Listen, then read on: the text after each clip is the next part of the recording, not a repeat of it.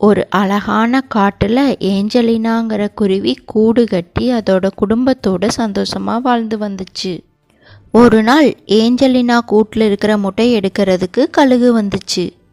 அந்த கழுகுக்கு பயந்துக்கிட்டு ஏஞ்சலினா முட்டையை எடுத்துட்டு வேகமாக பறந்துச்சு. கழுகு வேகமாக பறந்ததுனால ஏஞ்சலினா குருவி பயந்துட்டு என்ன பண்ணுறதுன்னு தெரியாமல் லிசா குருவியோட கூட்டுக்குள்ளே கொண்டு போய் முட்டையை வச்சிருச்சு. உணவு தேட போன லிசா குருவி வீட்டுக்கு வந்து பார்க்கும்போது அதோட கூட்டில் ஒரு முட்டை எக்ஸ்ட்ரா இருந்துச்சு.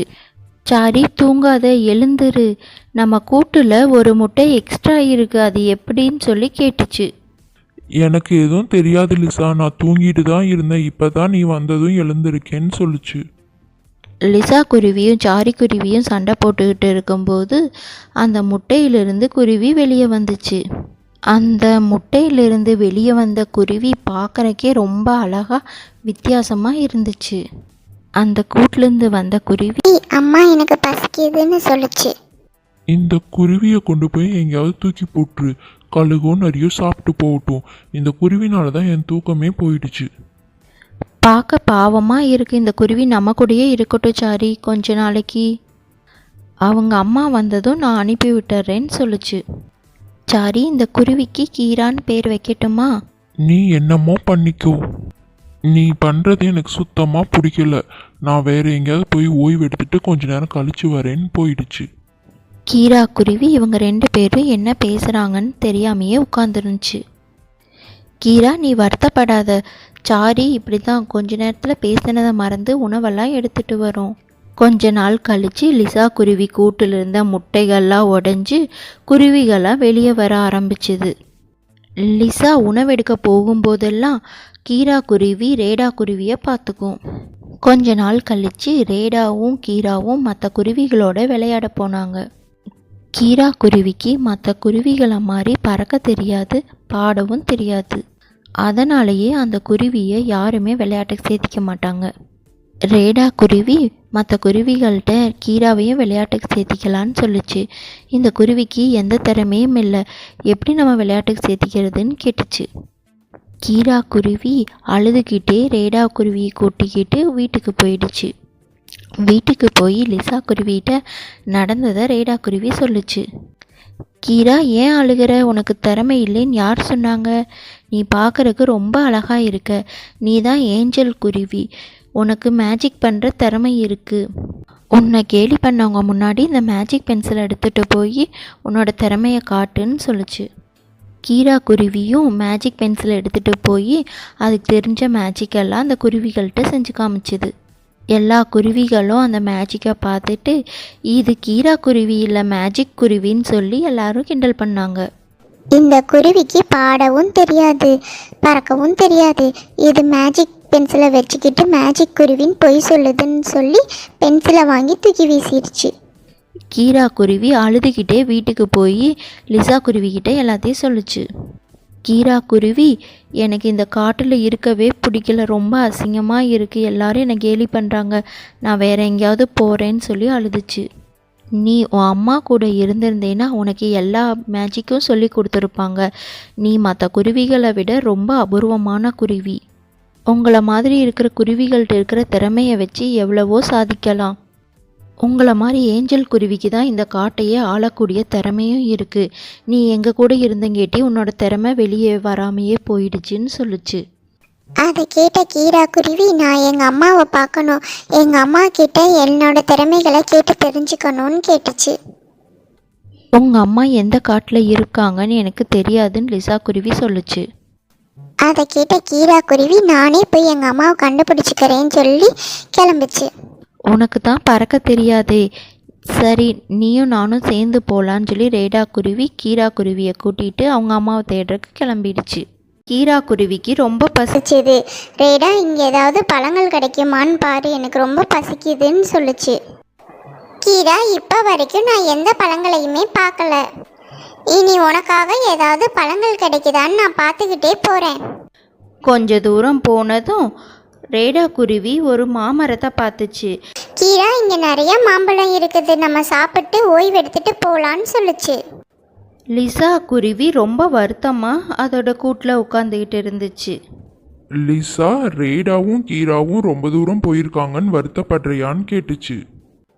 ஆமாச்சாரி, 2 பேரும் விவரம் தெரியாத பசங்க. அவங்க 2 பேர்த்தையும் நான் தனியாக அனுப்பிட்டேனேன்னு எனக்கு ரொம்ப வருத்தமாக இருக்குது. லிசா இதை நீ அனுப்புறதுக்கு முன்னாடி யோசிச்சிருக்கணும். இப்போ வருத்தப்பட்டு என்ன பண்ணுறது? சாரி, என் பசங்களை விட்டுட்டு என்னால் இருக்க முடியாது. நான் அவங்கள தேடி போகிறேன். நீ என் கூட வரியா? நான் வரலேன்னு சொன்னா மட்டும் கேட்கவா போற லிசா? நானும் வரேன். லிசாவும் சாரியும் ரேடாவையும் கீராவையும் தேடி கிளம்பிட்டாங்க. ரேடாவும் கீராவும் மாமரத்தில் பழம் சாப்பிட்டு ஓய்வெடுத்துட்டு இருக்கும்போது அந்த வழியாக வந்த கழுகு கீரா குருவியை தூக்கிட்டு போயிடுச்சு. ரேடா குருவி கழுகு கிட்ட கீராவை விட்டுன்னு சொல்லி கத்திக்கிட்டே வேகமாக பின்னாடியே பறந்துகிட்டு இருந்துச்சு. கழுகு கீராவை தூக்கிட்டு ரொம்ப தூரம் பறந்து போயிடுச்சு. ரேடா குருவி கழுகு எங்கே போச்சுன்னு தெரியாமல் அந்த காடு ஃபுல்லாக அழுதுகிட்டே தேடிட்டு இருந்துச்சு. ரொம்ப நேரமாக தேடி ஒரு வழியாக கழுகோட வீட்டை ரேடா கண்டுபிடிச்சிருச்சு. கழுகை எதிர்த்து சண்டை போட முடியாது. கழுகு வெளியே போனதும் நம்ம போய் கீராவை கூட்டிகிட்டு வந்துடலான்னு சொல்லி ரேடா குருவி மறைஞ்சிருந்து பார்த்துக்கிட்டு இருந்துச்சு. கழுகு வெளியே போனதும் ரேடா குருவி கீராவை கூப்பிட்றதுக்கு கழுகு வீட்டுக்குள்ளே போயிடுச்சு. கழுகு கீரா குருவியை கூண்டுக்குள்ளே அடைச்சி வச்சங்கேட்டி ரேடா குருவினால் காப்பாற்ற முடியல.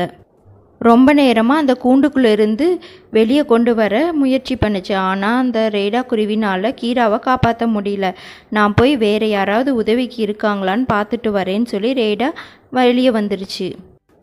லிசா குருவியும் சாரி குருவியும் வர்றதை பார்த்து ரேடா குருவி வேகமாக போய் கீரா ஆபத்தில் இருக்குன்னு சொல்லுச்சு. கழுகு இல்லாத நேரமாக போய் நம்ம கீராவை காப்பாற்றிடலான்னு 3 பேரும் வெயிட் பண்ணிகிட்டு இருந்தாங்க. மறுநாள் கழுகு உணவு தேடி வெளியே போனதும் இவங்க 3 பேரும் கீராவை காப்பாற்றுறதுக்கு கழுகு கூட்டுக்குள்ளே போனாங்க. உணவு தேடி போன கழுகு பாதியிலேயே திரும்பி வந்ததுனால 3 பேரும் கழுகு கிட்ட மாட்டிக்கிட்டாங்க. கழுகு, குருவிகளா, ஒழுங்காக ஓடி போயிடுங்க, இல்லைன்னா உங்களையும் கூண்டுக்குள்ளே அடைச்சி வச்சிடுவேன். ரேடா குருவி, கீரா என்ன தப்பு செஞ்சான்னு கூண்டுக்குள்ளே அடைச்சி வச்சிருக்கீங்க, அவளை விட்டுருங்க, நாங்கள் போயிடுவோன்னு சொல்லுச்சு. உங்ககிட்ட எல்லாம் சொல்லிகிட்டு இருந்தால் கேட்க மாட்டீங்க, உங்கள் 3 பேரையும் கூண்டுக்குள்ளே அடைச்சாதான் திருந்துவீங்கன்னு கழுகு எல்லா குருவிகளையும் கூண்டுக்குள்ளே அடைக்க பார்த்துச்சு. கழுகோட சண்டை போட்டு 3 குருவிகளும் கழுகோட கண்ணை கொத்திட்டு கழுகு அசந்த நேரமாக பார்த்து 3 குருவிகளும் கீரா குருவியை கூட்டிட்டு பறந்து போயிடுச்சுங்க. குருவிக காடு ஃபுல்லாக தேடினாங்க. ஆனாலும் ஏஞ்சல் குருவியை கண்டுபிடிக்க முடியல. போகிற வழியில் ஒரு குருவியை பார்த்தாங்க. அந்த குருவிக்கிட்ட நீ கீராவோட அம்மாவை பார்த்துருக்கியான்னு கேட்டாங்க. அந்த குருவி இந்த நீர்வீழ்ச்சியை தாண்டி போனீங்கன்னா அங்கே ஒரு மலை இருக்கும், அந்த மலைக்கிட்ட தான் இந்த மாதிரி ஏஞ்சல் குருவிகளாக வாழ்கிறாங்கன்னு சொல்லுச்சு. அந்த குருவி சொன்ன மாதிரியே நீர்வீழ்ச்சியை தாண்டி போய் லிசா குருவி கீரா குருவியோட அம்மாவை பார்த்துச்சு. ஏஞ்சலினா குருவி கீரா குருவியை பார்த்ததும் ரொம்ப சந்தோஷப்பட்டுச்சு. ஏஞ்சல் குருவி, இவ்வளோ நாள் என்னோட கீராவை பார்த்துக்கிட்டதுக்கு ரொம்ப நன்றின்னு லிசா குருவிகிட்ட சொல்லுச்சு. ரேடா குருவி கீரா குருவியை பிரியறத நினச்சி அழுதுச்சு. ஏஞ்சல் குருவி, வருத்தப்படாத ரேடா, இன்னும் கொஞ்ச நாளில் கீரா வளர்ந்து உன்னை தேடி வருவான்னு சொல்லுச்சு. வருத்தப்படாத ரேடா, என்னோட திறமைகள் எல்லாம் தெரிஞ்சுட்டு நான் யாருன்னு ப்ரூவ் பண்ணுறதுக்காவது நான் அந்த காட்டுக்கு கண்டிப்பாக வருவேன். இந்த கதையிலிருந்து என்ன புரியுது குட்டீஸ்? எல்லா குழந்தைகள்கிட்டையும் ஒரு தனித்திறமை இருக்கும். யாரையும் நம்ம கேலி பண்ணக்கூடாது.